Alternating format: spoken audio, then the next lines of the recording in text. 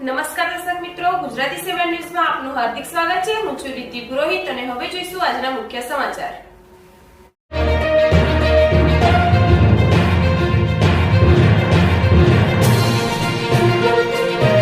લક્ષ્મીપુરા ગામ ખાતે આવેલા ખત્રી મહારાજના મંદિરમાં ચોરીનો બનાવ સામે આવ્યો છે। વિસ્તારથી વાત કરવામાં આવે તો વડોદરા જિલ્લામાં આવેલા લક્ષ્મીપુરા ગામમાં ખત્રી મહારાજનું મંદિર આવેલું છે, જેમાં આજે બપોરના ટાઈમે લક્ષ્મીપુરા ગામમાં રહેતા એક બહેન દ્વારા રોજ બપોરના ટાઈમે ખત્રી મહારાજને થાળ ધરાવવામાં આવે છે। ત્યારે આજે બપોરે પણ બહેન ખત્રી મહારાજના મંદિરે થાળ ધરવા માટે આવ્યા હતા, પણ પરંપરા અનુસાર સ્ત્રી ખત્રી મહારાજના મંદિરમાં પ્રવેશી શકતી નથી, તેથી ગામના એક ભાઈને થાળ ધરવા માટે કહ્યું હતું। ત્યારે મંદિરમાં થાળ ધરાવતા મંદિરની દાનપેટી તૂટેલી હાલતમાં જોવા મળી હતી।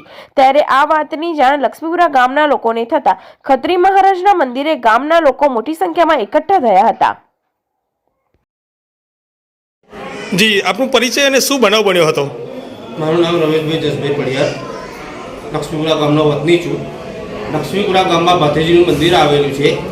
ત્યાં દરરોજ બપોરે 12 વાગે લક્ષ્મીપુરા ગામના એક મહિલા મંદિરને પ્રસાદીનો થાળ ધરાવવા આવે છે।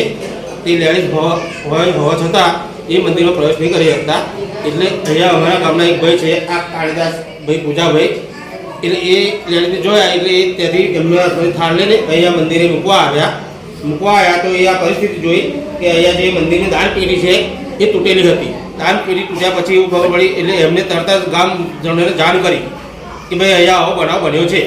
ગામવાળા લોકો ભેગા થયા છે, ગ્રામજનો। આગળ તમે શું કરવાના છે? બસ અમારું તો આ છે, અમારી પાસે દાનપેટી તૂટી છે એ એમનું અમારું જે હતું એવું આવવું જોઈએ, થવું જોઈએ। એટલે એના માટે પોલીસ કેસ કરવાના છો?